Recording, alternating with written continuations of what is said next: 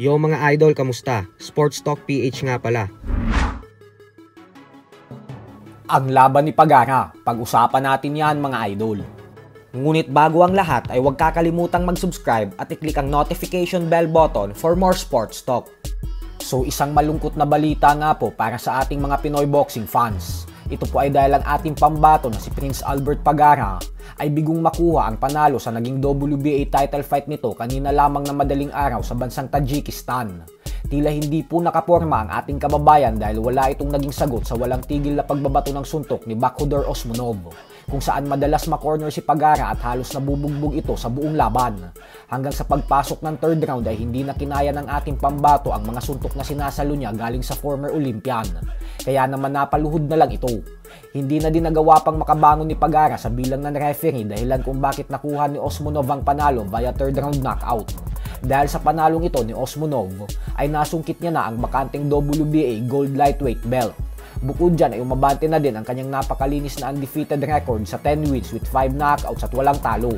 Habang si Pagara naman ay lumagapak sa 35 wins with 24 knockouts at 2 talo.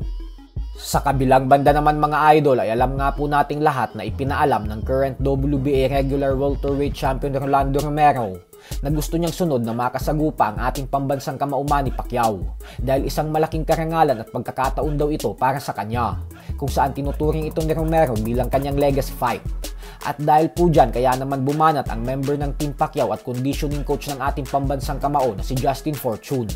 Birada ni Fortune na gustong-gusto na daw na fighter si Romero kasi nakakaaliw daw ito. Subalit ang mapapayo niya lang daw dito ay lumayo-layo daw dapat ito kay Pacquiao kung ayaw umano nitong masira ang kanyang karera. Paliwanag ni Fortune na mas maigi daw na gawin ni Romero ay humanap ng mas madadaling laban, nang sa ganon ay makagawa pa rin ito ng paraan na kumita ng limpak-limpak na salapi nang hindi nabubugbog. Sa madaling salita po ay ang gustong palabasin ni Fortune dito ay kailangan umiwas ni Romero kay Pacquiao kung gusto pa nitong magtagal sa pagboboxing.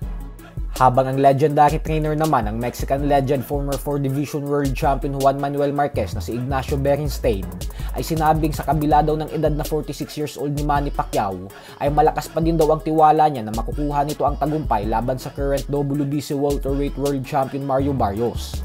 Paliwanag ni Nacho na nasa ibang level daw talaga kasi si Pacquiao, kaya malaki umano ang posibilidad na mawasak nito ang pagmumukha ni Barrios. Lalo pat isang mahinang kampiyon lang naman daw itong si Barrios. Dagdag pa ni Nacho na hanggang ngayon umano ay wala pa rin makakapalit sa mga ginawa ng ating pambansang kamao pagdating sa sports ng suntukan. At nawala na daw susunod pa sa yapak ni Pacquiao kasi nag-iisa lang umano ito. So hanggang dito na lang po muna tayo mga idol. Sports Talk PH, kakaiba ang laban ng mga Pinoy. Lakas at dedikasyon ng aros ng tinuon. Kamaong nagbabaga, ang sayo ay babaon. Mga Pinoy na